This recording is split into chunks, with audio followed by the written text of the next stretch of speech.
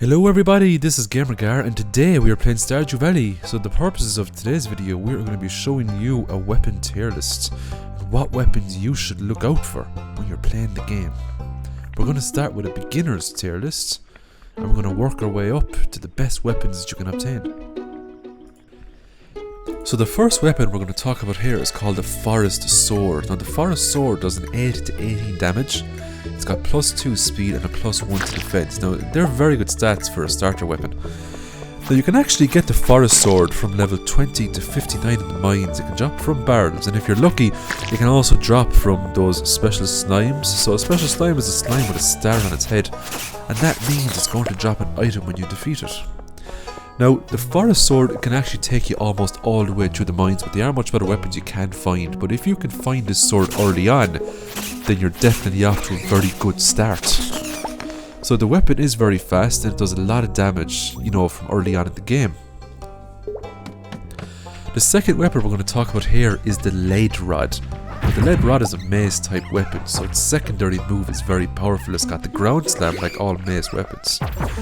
To get the Lead Rod, you need to be on level 40 to 120, and it can drop from barrels and special monsters just like the Forest Sword. Now the Lead Rod has a -4 in speed, but it does have a whopping attack power of 18 to 27, so you hit something with this and it's going to feel the pain, especially if you use its ground slam, which can double hit enemies and make very short work of enemies, especially ghosts and slimes, because ghosts have a lot of HP. If you can get ghosts within a certain range and hit them twice, you will defeat them very quickly. So that is the Lead Rod, which is the second starter weapon. So the last starter weapon I want to talk about is the Insect Head. It's got 10 to 20 damage, 2 speed and a +2 crit chance, which means that you're more likely to crit with this weapon than you are with the other two weapons. Now the Insect Head can be gotten from the Adventurers Guild from a monster eradication goal. All you have to do is kill 125 cave insects. Now 125 might seem like a large number, but any insect will count. Even those grubs on the ground before they transform into the bigger flies, they also count. And sometimes you can find stacks of grubs together. You can find between 3 and 5 or even 6 grubs. So if you want to farm for this item, you will get it very quickly. So let's move on to the intermediate weapons. The first weapon we're going to talk about here is the Broken Trident. Now this weapon can be fished up from the waters. It does a whopping 15 to 26 damage. Now it might not have the highest damage, but the weapon is insanely fast. It is a dagger type weapon, which means it excels in single target DPS, which is damage per second. It has a very main swing. Its second ability allows 3 quick thrusts, which makes very short work of enemies. So as you can see here, we're on the mid layers here now, and these little soot fellas don't stand a chance against it. You can bring this all the way through the mines, but there are more powerful weapons out there. But if you do manage to fish this up, then consider yourself a very lucky player, especially if you get it very early in the game. That is the Broken Trident.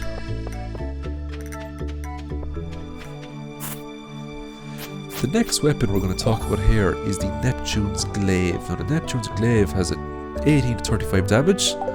It also has some other good defensive stats on it as well. Now the Glaive is very similar to the Trident. The main difference is that it's a sword, obviously not a dagger. So it excels more at killing multiple enemies at once.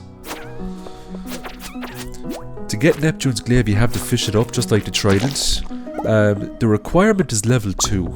If you reach level 2 fishing, it can turn up in the loot pool, just like the Trident. Now it is a very, very small chance, but I have gotten it myself.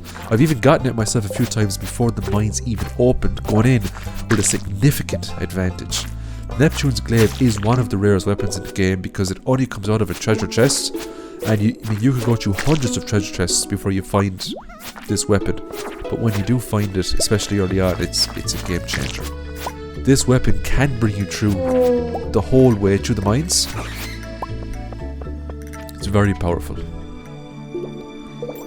So the next weapon we're going to talk about here is the Bone Sword. Now the Bone Sword is extremely fast. It's also extremely powerful. It does a 20 to 30 attack.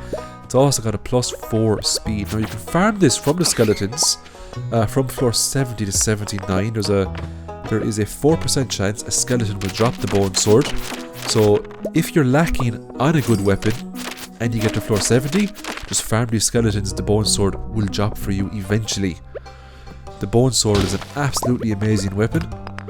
Not as good, no, I mean it's on par with the Obsidian Edge, which we'll talk about later, but what makes this weapon so great is how fast it can attack.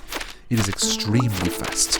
Fortunately, it doesn't have the biggest base damage, but you know, it'll keep you alive.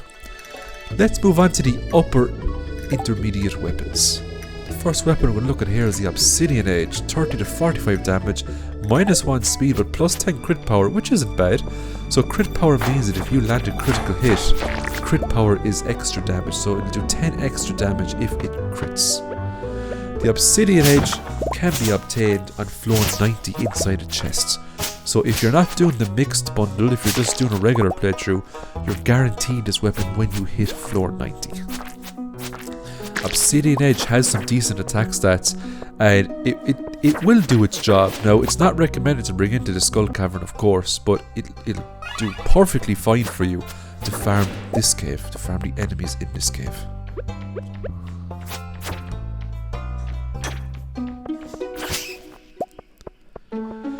So one of the best things about the Obsidian Edge is that it has a much higher base attack than all of the previous weapons we talked about, and it's also fairly fast, as you can see here. It's not the slowest weapon in the game.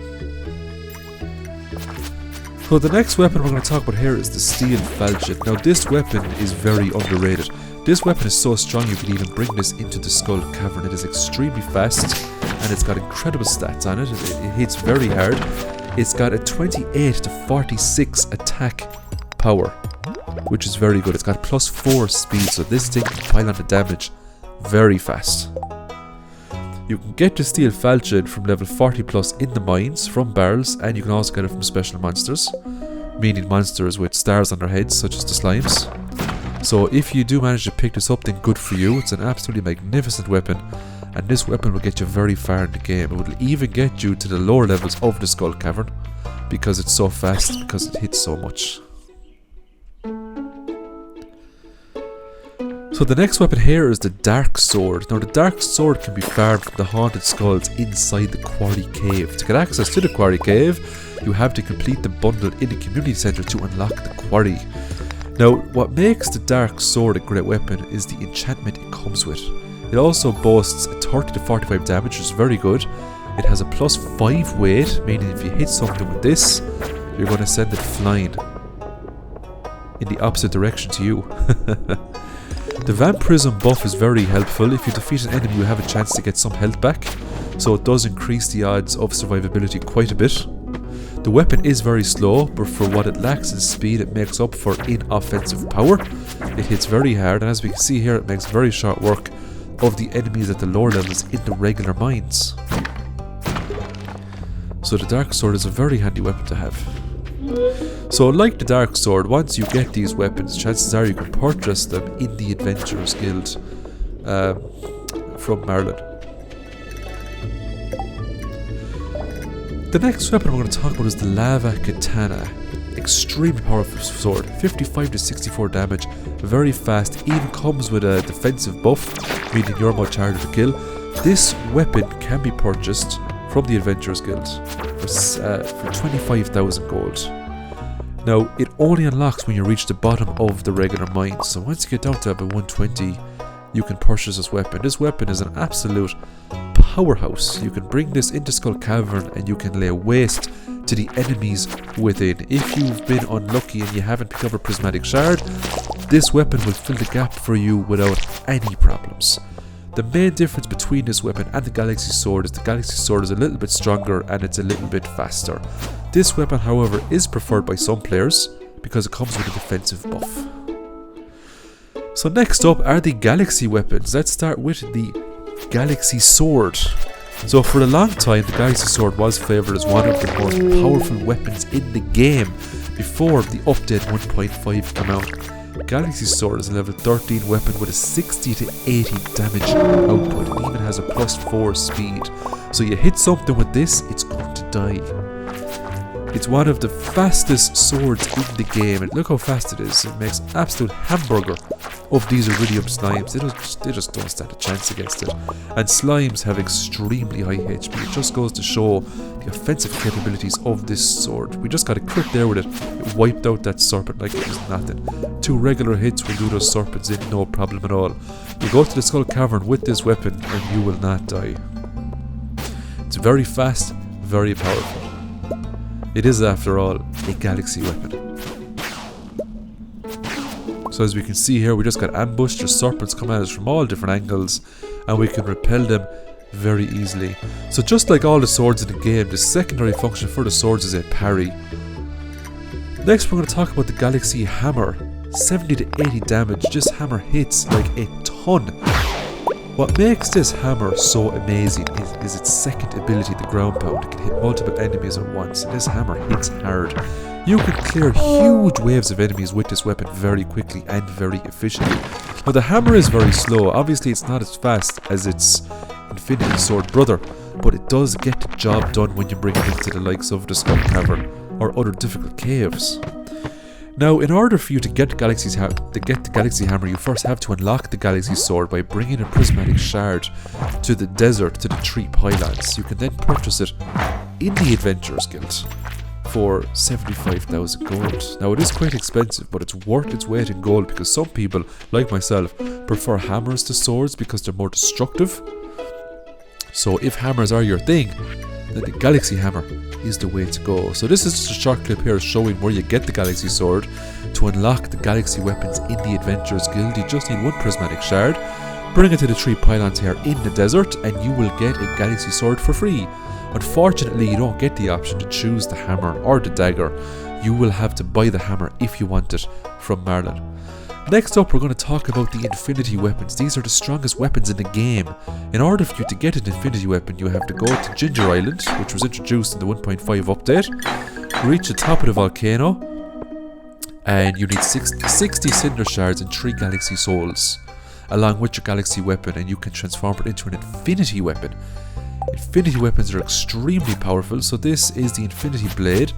It is way stronger than the Galaxy Blade, or the Galaxy Sword.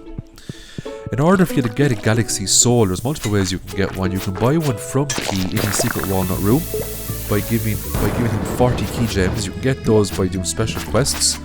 You can also get one from the Island Trader on the last day of every season for 10 radioactive bars. And you can get radioactive bars from the hard version of the regular mines, which you also unlock from Key's Secret Walnut Room.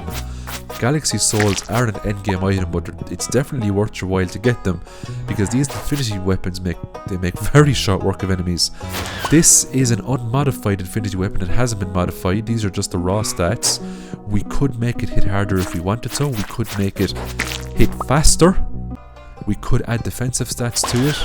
It's an unmodified Infinity Weapon and it just kicks ass. It is a force to be reckoned with. Speaking of forces to be reckoned with, the Infinity Hammer, in my opinion, is the strongest weapon in the game. It is super strong. It has insane attack power. And because it's a hammer weapon, it has a ground pound, which does insane damage.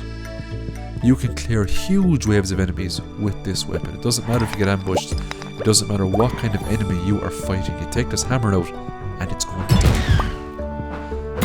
So it's the same rules applied to get your hands on the Infinity Gravel here. You have to get 3 Galaxy Souls, you have to go to the forge there in the volcano, and you have to forge a Galaxy Hammer into the Infinity Gravel. So we're just using it here now again in these enemies, and it just makes short work of everything. These are some of the hardest enemies to fight in the game, because the volcano cave is an endgame cave, so you don't want to be coming in here with basic equipment. You want to be coming in here with good stuff.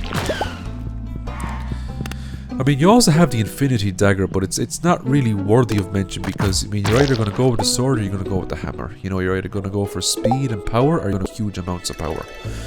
Honorable mention here is the Iridium Needle. It's got a 20 to 35 damage, but what makes this needle so overpowered is its 200 crit power. You crit something with this and it is going to die immediately.